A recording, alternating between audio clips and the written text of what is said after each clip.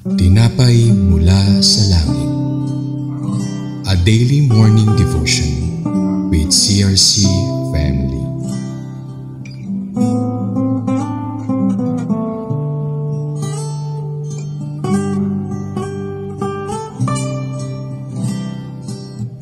Isang mapagpalang umaga mga kapatid. Ako po si Brother Richard Saliedo ng CRC Chess Daughter Church, Trece Martires City, Cavite. Samahan niyo po kami sa ating programang Tinapay mula sa Langit, ang pang-araw-araw nating debosyon sa salita ng Diyos. Ngayong umaga ay matutunghayan natin ang salita ng Diyos mula sa Deuteronomy chapter 34 verse 5 to 8. Ngunit bago po tayo magpatuloy, tayo po'y dumako sa maikling panalangin. Diyos Ama, kami po ay nagpupuri sa iyo, nagpapasalamat sa araw-araw ng aming buhay. Salamat po, kami po ay nagkasama-sama muli sa gawaing ito upang ikaw ay mapuri, maluwalhati at sambahin. Bigyan mo po kami ng kaalaman at karunungan na maunawaan, maisa puso at maisa buhay ang iyong mensahe sa araw na ito. Ito po ay sinasamot dalangin namin sa tanging pangalan po ng iyong bugtong na anak na aming Panginoong Hesukristo. Amen. Ang pamagat ng ating pag-aaralan ngayong umaga, The Death and Burial of Moses. Mula sa aklat ng Deuteronomy chapter 34 verse 5 to 8, New International Version. Verse 5, And Moses the servant of the Lord died there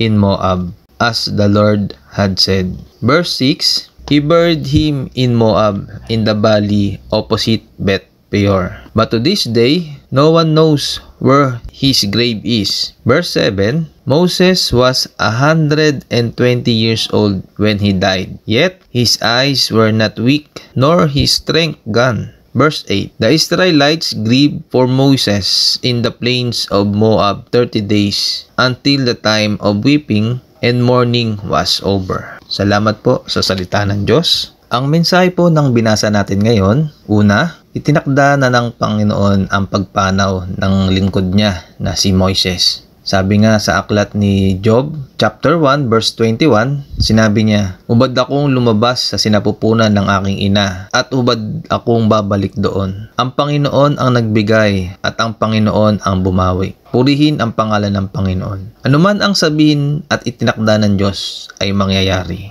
Pangalawa, napaka-espesyal at misteryoso ang paglilibing kay Moises. Ang Diyos mismo ang naglibing sa kanya. Isang pagkilala sa buhay ni Moises na inialay ang buhay niya bilang tapat na lingkod ng Diyos. Higit pa sa parangal ng tao, walang nakakaalam ng libingan niya. Hindi para makalimutan, kundi maiwasan ang idolatria. Pangatlo, buong kalakasan mula sa Diyos. Ipinakita dito na kahit matanda na si Moises, nanatili ang kanyang lakas at sigla. Biyaya ito mula sa Diyos. Palaala ito na ang tunay na kalakasan ay hindi sa pisikal, kundi espiritual. Pang-apat, pagkilala at pagdadalamhati ng bayan. Nagluksa ang bayan bilang pagkilala sa mahalagang papel ni Moises bilang pinuno. Isang paalala na ang mabuting pamumuno at buhay na tapat sa Diyos ay nagbibigay inspirasyon sa iba. Ang atin namang konklusyon, tandaan natin ang 3 M na ito. Una, maiksi. Maiksi lang ang buhay natin. Gawin nating kalugod-lugod sa Diyos ang araw-araw nating buhay. Pangalawang M, manatili. Manatili tayong tapat na naglilingkod sa ating Diyos sa kabila ng kahinaan at limitasyon natin. Nasa Diyos ang ating kalakasan. Pangatlo, mamuhay. Mamuhay tayo sa salita ng Diyos at maging halimbawa sa iba na tapat at sumusunod